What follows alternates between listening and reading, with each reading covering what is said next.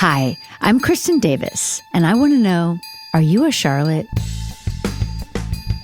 So you guys, everybody, welcome back to Are You a Charlotte? We still have the amazing Brian Van Holt.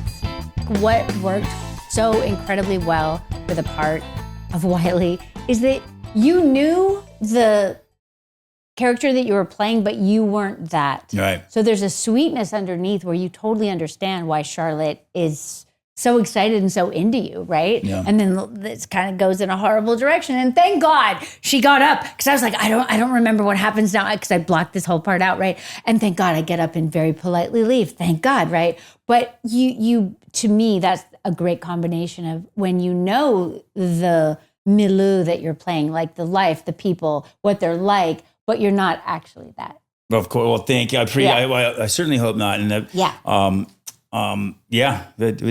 It was good. All right, let's recap a little. So let's say again, Allison Anders directed. Such a joy to work with her. Absolutely. What a gift. What a phenomenal director. And it was such a privilege to be able to find her and have her on the pod, don't you think? She was so nice and so kind and such a great director in allowing me to just do, what I do, and also make me feel comfortable. Because again, I was pretty, Well, I couldn't tell I was really nervous, and I was really excited.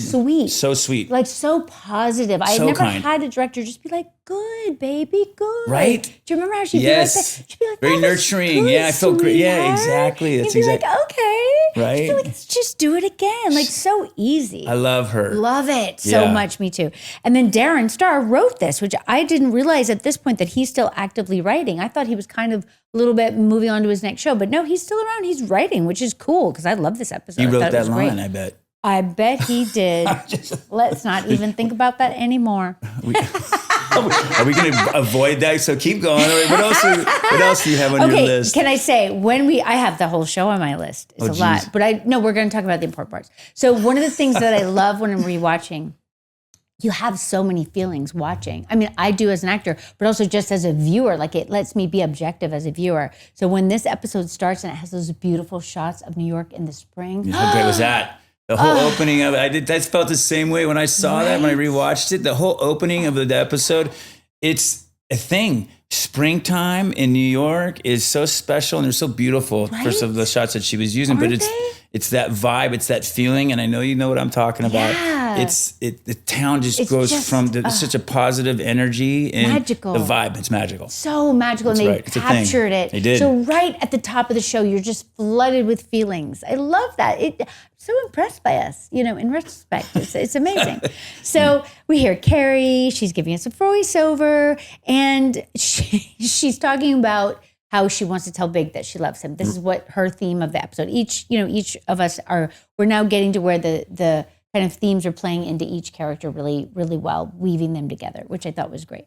And she wants to tell him, and this is one of those times where I really have been having this love-hate thing with Big when I'm looking back on it, right? Which I never had at the time. I never thought twice about how I felt about the Big character while we were in it. Of course, I love the Big character. You personally? Yeah, me personally. I never thought about it. Got it. You know what I mean? Because you're playing your character. You're not really thinking about it objectively. Right. At least I'm not. I'm not that kind of actor.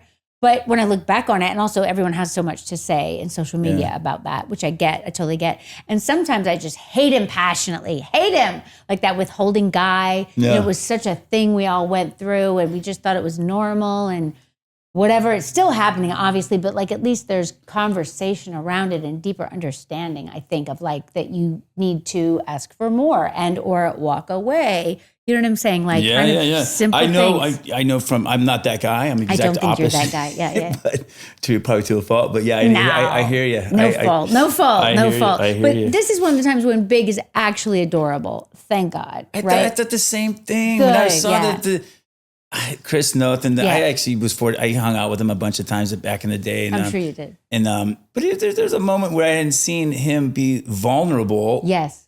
Ever. Yes. And in that episode, he really is. You know what I mean? Moments. moments, not the whole time. No, yeah, hit a moment, Right. like, you know, even when his look on his face when she tussles his hair. Definitely. You know what I mean? Yeah, because you know he hates that. He hates it, but he totally. he went to like back to being a 10-year-old kid. Definitely. It was adorable. It was adorable. Adorable. 100%. And this, really funny, just for the girlies listening, this is when Big gives Carrie the supposedly semi-ugly Judith Leiber, which this was so funny, the little the sparkle purse bag. or whatever. The thing that's funny about it is that to me, now obviously there's the animal Judith Leiber, then there's like the classic Judith Leiber. Like Judith Leiber was such a part of our whole lives that at one point HBO gave us Judith Leibers as a wrap gift.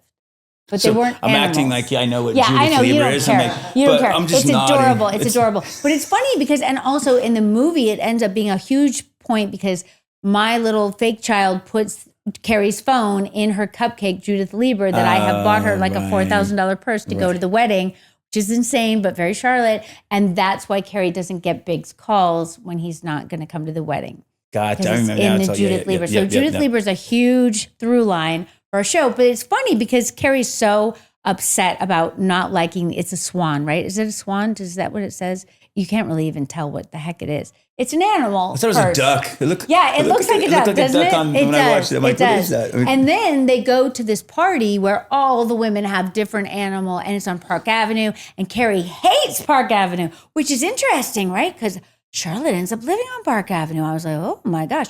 But obviously this was kind of like a different group. It was like Big's friends and not her friends. Yeah. And then she gets together with, or doesn't get together with, whatever, does something with this young waiter guy who's a performance artist, but also produces a flower out of his hand, which would imply that he's a magician. Right. So I was a little confused. Me too. I'm a performance artist, and like, is he a clown with the form? The fake rose comes out. He's like a mime. Right? I know, but he's adorable. So who cares, right? Jeremiah. Yeah. And I have to say, out of order here, it is one of my all-time favorite Sarah Jessica moments when she is walking down the street with that guy singing Jeremiah Was a Bullfrog. I know. Yeah. She is so great. Yeah. And she's drunk, but she's not stereotypical drunk. No. She's singing and then she goes up the wrong stairs. She goes up the wrong stairs. She's like, I don't live here.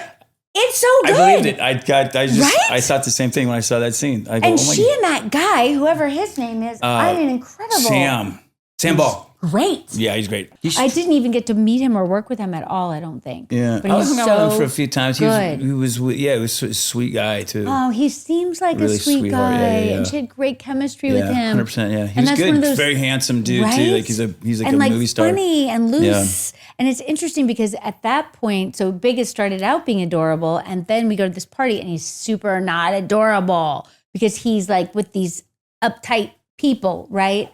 And that lady who's having the party is like bitchy to Carrie, and he seems to not care, which is not cool, right? Yeah. And I'm like, yes, leave with the cute guy waiter. Leave with the cute guy waiter, Carrie. I support that. And it's interesting because I also think when we're looking back, because there's been this whole thing where people talk about Carrie being narcissistic, which I think is very misplaced criticism. I think she was a very complex character that we've had for 30 years, and you're hearing her internal voiceover. Right. So of course she seems narcissistic in a lot of ways. Yeah. You know what I mean? Yeah. Right? I do. And also, why can't a woman be complicated and complex and never do never do the right thing? Sometimes not do the right thing. Do you know what I mean? Of course. I mean, right? Yeah. I mean, we are all complicated. Women are complicated. Absolutely. Men are complicated. Right. Men can be serial killers and still be the lead of a show and much beloved, right?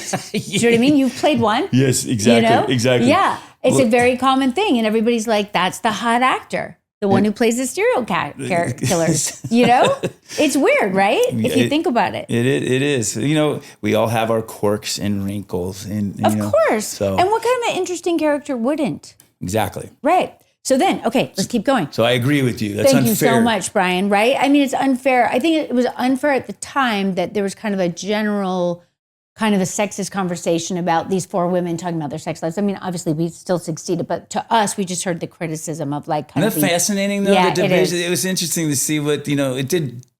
And I'll say mostly men, obviously, would get intimidated or upset about the show. And I was like, I have 4 sisters, so I know what it's like. Awesome. And I go, and I'm like, what are you talking? You just quit being so weak. And I was really surprised by a lot of the opposite sex reaction to your show. I'm glad you remember it because course, some people don't even remember it and look at me funny when I talk about it. I'm like, No, no. it was a big deal. And I'm like, Like, no, they were upset. It was a change. It was a big. Some dudes would say they, ruined my dating life, man. I was like, no, you ruined your dating life, dude. Good call, Brian. Don't project your issues onto Good for you. These beautiful women. Thank you. Excellent job. Okay, then we have a really adorable storyline with Miranda and Steve. I had not remembered this either. It's so incredibly good. How good was that moment? Oh man. my God. Eichenberg is just so great. And she's so great. So good in the door scene when he breaks up. I wanted to cry right there. Me She's too. so good. I know. She's just so good overall, obviously. She's so incredible. That moment. And he's so good. So he's so good too. Sorry, I didn't want to take away from him. He's together, great. right? Yeah, he's I mean, amazing they're both too. incredible. So basically, Miranda, who's trying to climb the ladder at her law firm, she wants to be made partner. This has been true since the show started, right? It's a whole through line for her. And she's dating this bartender. We have a very funny and interesting conversation about money and dating. That's in this episode, right? Yeah, no, the most memorable scene of the show with you guys are getting pedicure. Oh, sorry. Yes. Am I blowing it for you? No. Okay. You're good. The pedicure scene. Go ahead. It's a good scene, right? It's amazing. Yes. And like, all driven by you too, by the way. You delivered the hammer Charlotte, and it was so out good. There, like with the truths, you know? Yep. So basically, we're talking about dating and money, which I think is still such a big topic, right? Like, it is. Did you watch White Lotus? Of course, yeah. And you know that beautiful girl who's dating the guy who we think killed Jennifer Coolidge, but he didn't, or what he says he didn't, whatever. I don't know what's true. Thank you so much. He's so good. He's amazing. And, he's got the boat and the money and everything that he inherited. I was also up for that role. No! Oh, my God. Mike White goes, you're just not right for it, dude. You are not right for that part. I agree with Mike. Jonathan, but I just throwing you wow. I really wanted to. You're connected to everything, Brian. Well, if I'm old. No, you're not. I'm old too, babe. I'm old. No, being connected is great. You know what I mean? I love Mike. What a great Mike White's amazing. Person, isn't He's he? such I love him too. And do you remember when? So there are all those beautiful girls on the boat, and is it Parker's like, why are all these beautiful women with these ugly men? Yeah, this old man with the money. Yeah. It's so interesting, right? Like because it's still an important conversation to have. 100%. Right? Yeah. But yet somehow it's expected that the rich men who are older are going to have the beautiful young girlfriend / wannabe wife, and that's cool. But it's not okay to have a rich woman who is dating a bartender because that's somehow not okay. And so the end of the storyline in this particular episode, as we know, it's not the end of Miranda and Steve, but the end is that, basically Steve says, I feel uncomfortable. She tries to buy him an $1,800 suit to go to this very, she law firm party. He won't let her buy it. He's uncomfortable. I totally get that. I feel that it's an uncomfortable thing in a relationship, that someone is. I've been there. Me too. I get it. In different I get it. ways. But I've been exactly in that sort of similar position. So I totally understand Me too. that dynamic.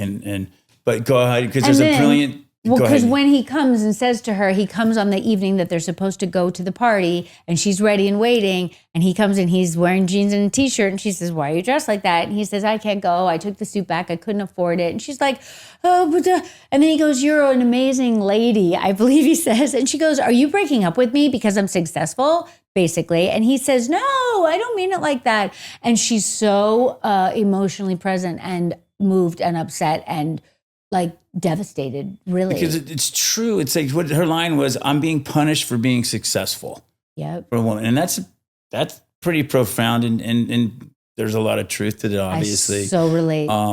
And it's still to this day. I know I think right? it still exists to this day. Why can't we fix this? Well, we're going backwards in a lot of certain areas too, I think, in our culture, but it is still interesting that it's a real thing. Even this, this show, this time around it was like 25, almost 30 years ago. Yep, and it's still completely true. Exactly. We haven't unbelievable. It is unbelievable, right? Mm-hmm. But I love the writing, and I obviously love the acting, and they're so good together. And you so want them to work, but you can also understand. You can totally understand her viewpoint. Yeah. Of like, why can't you just be okay with this? Yeah. Just let me buy you a suit. Who cares? Right? But as a guy, I think the way men are conditioned it's not okay. Well, he hasn't lied too.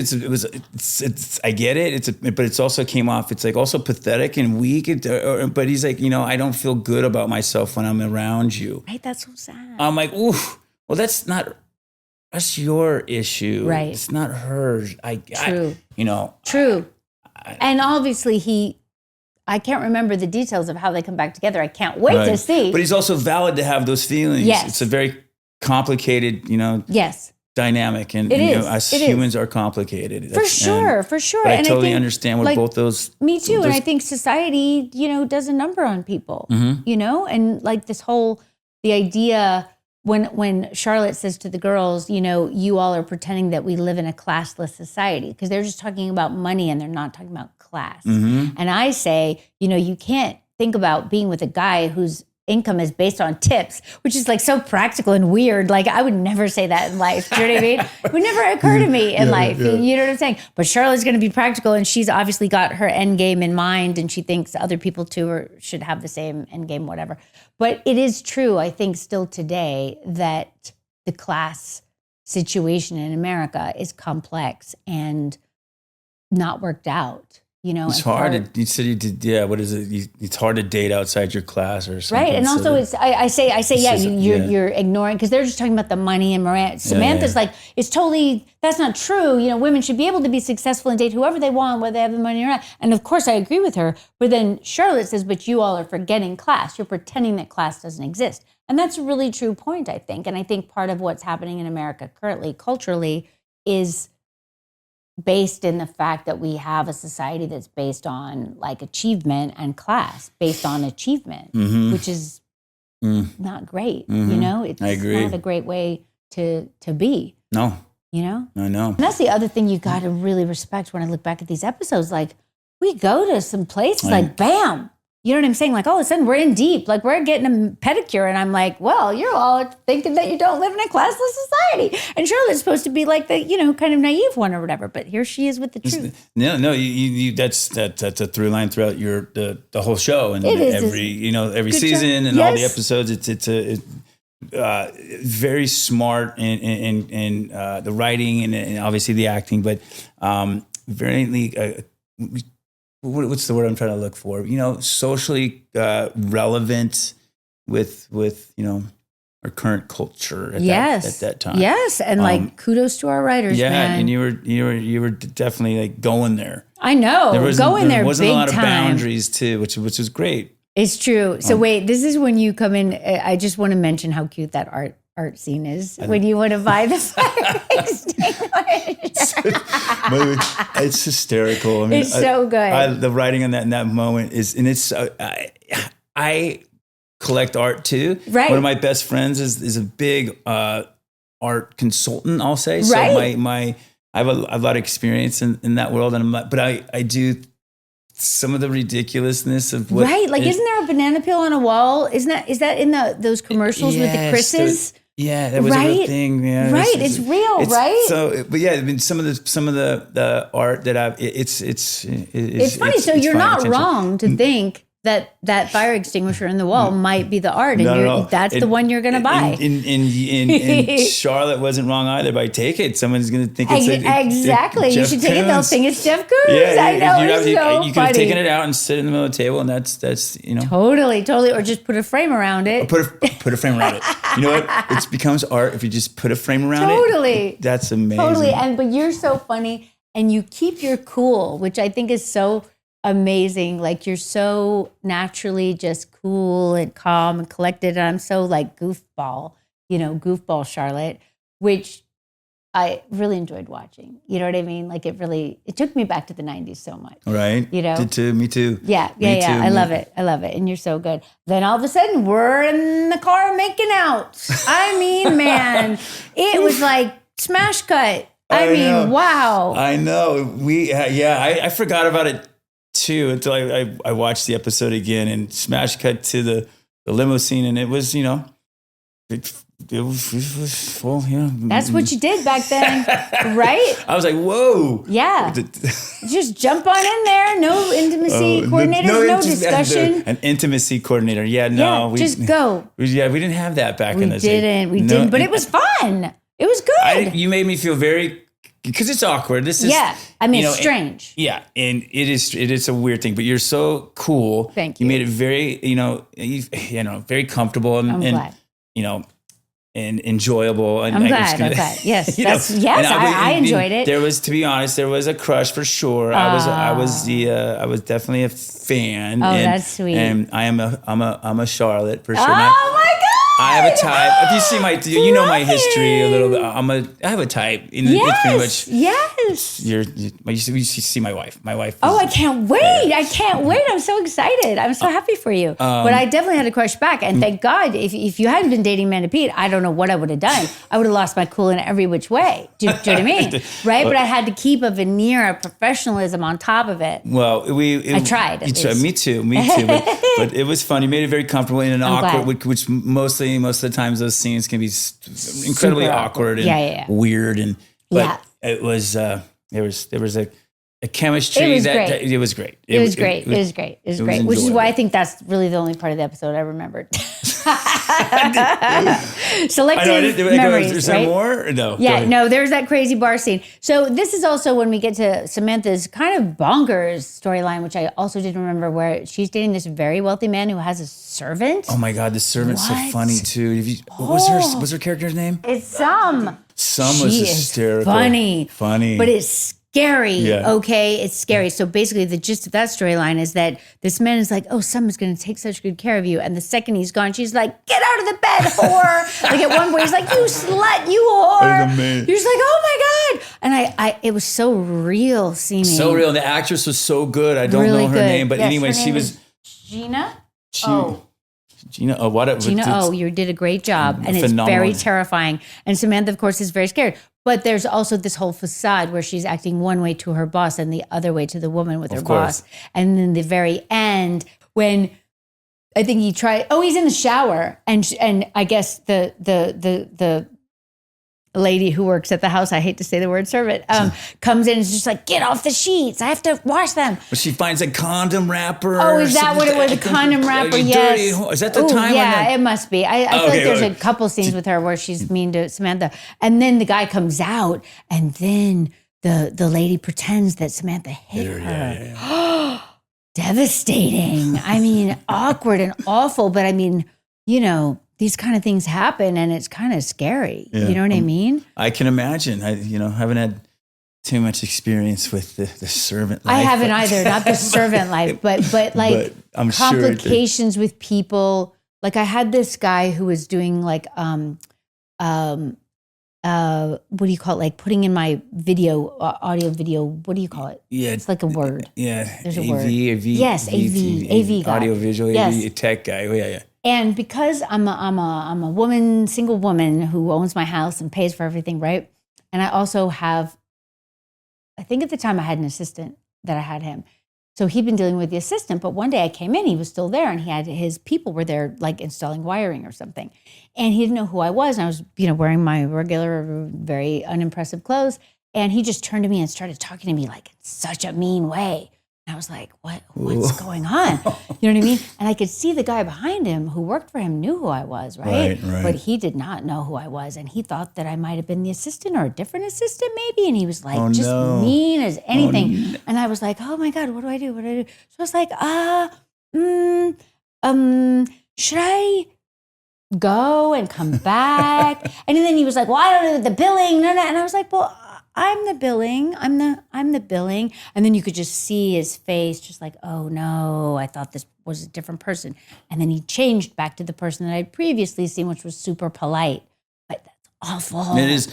I don't understand that. I know, it's awful. And you could see the guy behind him who worked for him was dying a million deaths. Do you know what I mean? But couldn't save it. Like couldn't get in front of him and be like, don't do it. Do you know what I mean? Right? Yeah. I just hate that. I don't want that to be true. Yeah. But in reality, there's things in reality that we don't want that are true, It's like somebody, I agree with you. It's horrible and it makes me so uncomfortable when in those moments, like for example, you probably had this experience too, when you're out to dinner with a friend or whoever, and it just, some people treat waiters with little or no respect. It's upsetting. Especially if you've been a waiter. Oh, exactly. I mean, I was the worst waiter. Me too. I was briefly. Me too, Brian. Yeah. I got fired. Oh no. Yeah, I brought out the this is when I went to UCLA.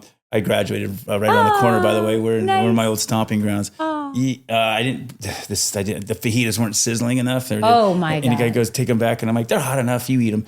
Anyway, I was terrible. But anyway, it's a hard job, and it's a very it hard sucks, job. and it's like they work their asses off. Yeah. And it just really it troubles me when. Oh, it's rough, man. It's night or day. Like if someone's I don't accept that. No, me neither. If you're not nice to the waiter, it's a very, very bad look. Really uncomfortable. I agree. Really bad look. And I don't think the same about you as I did previously to that, basically, just for anyone who's curious. Okay, then we're back at this Park Avenue party with Carrie, and then she runs into Jeremiah, who's so adorable with the flower, which is mysterious, as we said.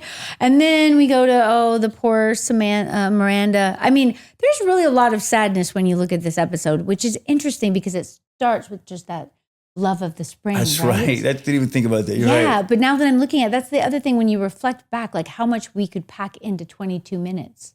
A lot. So much. A lot. Right? Yeah, I didn't realize how much you guys did until when I watched it again. Right? And just talking to you right now, realizing, you're going over the episode. That's a lot of information to cover within 20 minutes. It is a lot, and it's highs and lows. Like it goes. And it works. So it somehow connects and it's smooth and it's, for the most part, seamless. Yeah, with the editing and everything. It's amazing. We have the same editor on And Just Like That, and he's an amazing guy. Michael Berenbaum, thank you very much. So then here I am with you at the I get up to be a waitress at this dinner that we're at, which is also, I'm just like, oh my God, Charlotte, sit down. But it is very Charlotte to be like, I'll get everyone's rum and cokes. I know. Oh my God. And then I'm not going to repeat your line. They wrote it down here like I would, you funny people. I'm not going to repeat this line. But thank God you pushed me too far. Your wily character pushes me too far. You're not going to repeat the line? I am not. Are you? You can if you want. No, this is... Tell me when you said that this would come back to you. How did it happen? I just for your audience, yeah. I won't say that Oh, yeah. You're right. The audience needs to know. No, I would... I would... my character got to, I've been so blessed in my career to have delivered some insane one-liners. I told Kyle Secor, I asked him if he likes my nice hard ass, over and over again. Oh my God. I won't go over all the, there's some really, there's monumental moments, but this was the Hall of Fame line and moment of my entire career. And I still hear from it. I still get recognized from it. No way. To this day, and not really recognized because now I'm 100 years old. You're not 100 years old. And I just look like a baby in that thing. You do look like a baby in the thing. My voice is, I don't think my balls dropped yet because my voice is, I don't know what that, it doesn't sound like me. I didn't notice that at all. I was probably nervous. That is cute. But, I'm like, oh my God, how am I going to do this? But I just channeled my, my inner douchebag, and I got to deliver the line of like, Charlene, first of all, I would just that guy who wouldn't even, have enough respect to call you by your right. Charlene's not a bad name either. No, of course not. So, it's just not my name. It's like, Charlene, I want you to go to the bathroom, stick your finger in your hoo-ha. Oh my God. Come back and let me smell it. I'm like, oh my God. And the fact that we were able to do that, I'm like, there's no way they're going to let me do this. I'm so sorry. It's okay. It's so funny. It makes me so stressed. Like I'm sure I did at the time. Oh my God. Do you know what I mean? It's so interesting. Go ahead. But I'm just saying, first of all, I'm like, there's no way after reading this, they're going to let me do this on TV. Oh, you didn't realize? I read it. You know how many times I've read a script and then it's changed because of the, standards and practices. Exactly. Thank you. I forgot about that. Yes. But we didn't have that at HBO. No, I didn't have that. We reveled. Especially in John from Cincinnati, we definitely didn't have that. That's another. Right. But I couldn't believe I was going to be able to say this and get away with it. And I did. You did. And you know what I like about it? You deliver it. First of all, you start out, like the way you start out, Charlotte is, because I have just brought the drinks for the table, right? And you could see your little mind turning like, what could I do to her now? You're just like, what could I come up with now? And you're like, this is what I want you to do. And I'm like, You know, like it's so funny you said that. Like, I think I created as an actor, like, how am I going to get to this place? Right. But you did a great job. I made some story up, like it was like I just dared, or someone dared me, or I just whatever. Of course, because you do talk to that guy right next to you. Yeah, you do talk to that guy. Yeah. The way that you deliver it to me at the time, you do not see what's coming at all. Do you know what I mean? Like, that's what I love the most about it, right? Like, and you're very charming, right? You're like, this is what I want you to do. And I'm, as Charlotte, I'm like, yes, yes. And then you're like, I want you to get up.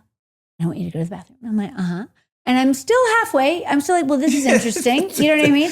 And then you just deliver it super, super basic. You know what I mean? And I think that was the joy of your choice there, because you don't deliver it like it is like a crazy, crazy thing to say. That's fun. Well, you know what I mean? It was funny being on the other side of that look. I was looking at you, your response. When I was in real time, I remember saying it and going, oh my God, I don't think you were acting. You're like, this scumbag. Did he just say it? And you could see, I could tell I was so... You could tell when you look at it again. It was awkward for me to even like say those lines. For sure, but you I was really having pull such it a off. hard You time pull like it off. actually You do. say that, and you could see them like there's like these little weird quirks that you notice. It's true. That's true. But oh my God. But I think it's so great because of the way that it was already set up, right? That like, you know, I'm the only one not smoking pot. Where I'm like, no, I don't smoke pot, you know? And you blow it in my mouth, right? And then I get up and get everyone to, like, it's already so created that I'm the oddball out, right? Yeah. But Charlotte's still doing her best to hang in there because that's who she is, right? Yeah. She's like, I'm going to be okay with this. I'm going to just sit here and be okay with it. Do you know what I mean, right? Yeah. And then all of a sudden, it just one step too far. And thank God, because there is a moment, a pause there where I'm like, please, God, get up. Because I didn't remember. Was there a moment where you were contemplating maybe doing it? Right. I'm contemplating, I think I'm contemplating how to politely get out, because Charlotte always wants to be polite, right? But also, you have pushed me too far, and I'm definitely not going to do that. And I think at that point, I might be remembering that Carrie said, leave right now, when I first called her from the car, right. Which was the good advice, That's of right. course. You should have left. She knew. She did knew know. way better than Miss Charlotte. She kind of knew exactly where this was going. It's true. And then let's get to the end. So Carrie tells Big she loves him at the beginning, and then she feels really uncomfortable because he doesn't say it back. Of course he doesn't. Like, you know, he's not easy like that, right? And then she's all stressed about the handbag, and she thinks it's ugly. And then he has these friends who are mean to her, and she goes home with a, you know, whatever he is, waiter/performance artist. And then he calls her the next day. The guy's in her bed. They're fully clothed, which I think is great.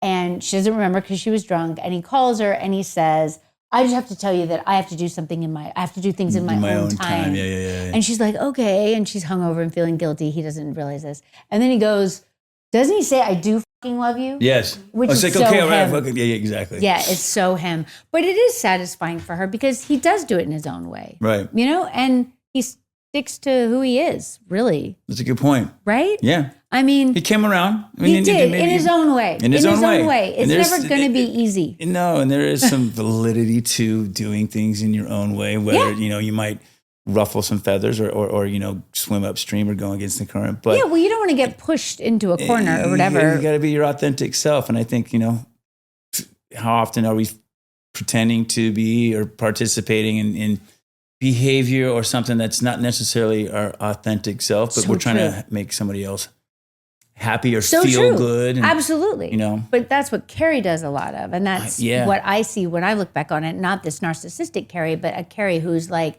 pushing down her own wants and desires to try to be with him. Right. Which is, I think other people also see that, obviously, and wish she had gone to therapy. But if she'd gone to therapy, we might not have gotten to continue the show. Then there would have only been, you know, right. No, 2 seasons. I forgot. She did go to therapy where she met John Bon Jovi's character, and then she had to quit therapy so she didn't run into him anymore.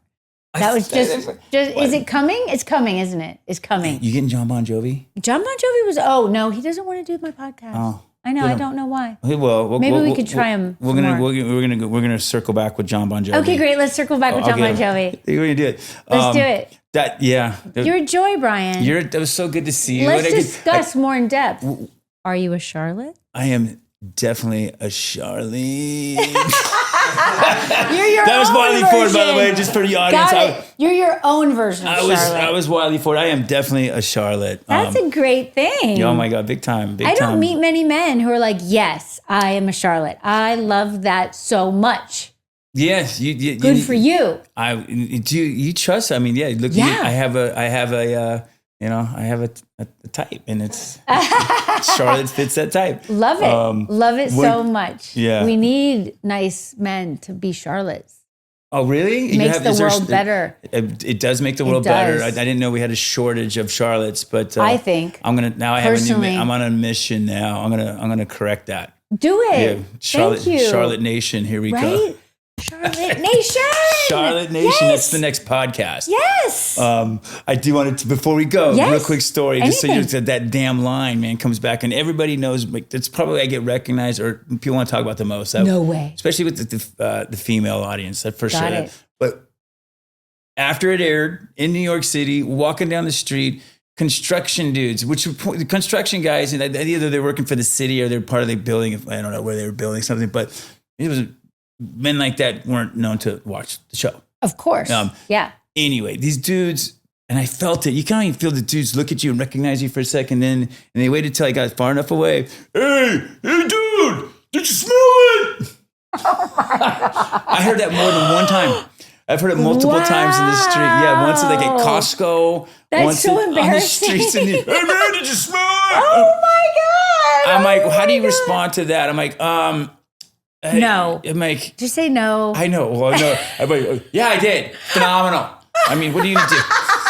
What do you say to that? You just gotta look and you go, come on, man. That's really a good comeback. But I love like the fact that Those comeback. moments just have people just remember those It's moments. so true, but you know what? I mean, on the one hand, sometimes I feel like apologizing to the guys who are on the show because of those things following them through life, right? Because obviously you're not that character at all. But on the other hand, it's kind of amazing to be a part of something that people remember. It is. You're exactly right. Yeah. It is. Sometimes it's cringy, but at the same time, it feels good. I'm glad. And you did it so well. And thank you so much for everything, It's my for being pleasure. my rock on the set. I'm so glad. and also for inviting me to come back here. It's my pleasure. I'm so happy you did. It's the best part of doing the podcast to get to have the actors on. I mean, I love the writers too. I love everybody, but like to reconnect and hear memories because you have your own, right? Yeah, and they're yeah, different from mine. And then also what it was like for you after and where you were at the time. I love it so much. Well, I can't wait to see and hear more about when other actors and more stories because it's fun, right? It's such a good and it's bringing me back and it's such a good podcast and you talk about so many interesting things and I love hearing the stories. Me too. It's Me just, too. it's good to Me hear. too. Thanks for contributing to it. Oh, my pleasure. Anytime. Yay.